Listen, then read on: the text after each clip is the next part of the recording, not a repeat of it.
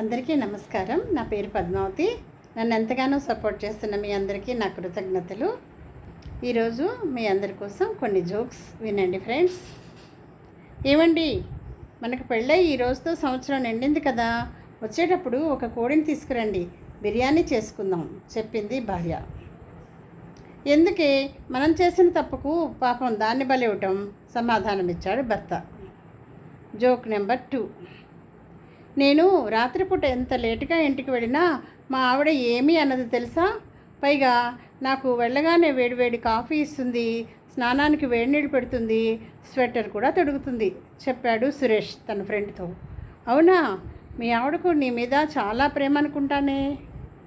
అదేం కాదు, మరి అంత చలిలో అంట్లు తోమాలంటే కష్టం కదా, అందుకే సమాధానం ఇచ్చాడు సురేష్. Joke number 3. మీరు 25 ఏళ్ల నుంచి కవితలు రాస్తున్నారా?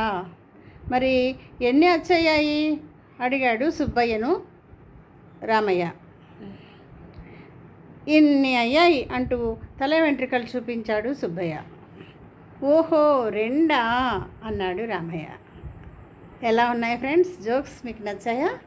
నచ్చినట్లయితే లైక్, షేర్ అండ్ సబ్స్క్రైబ్.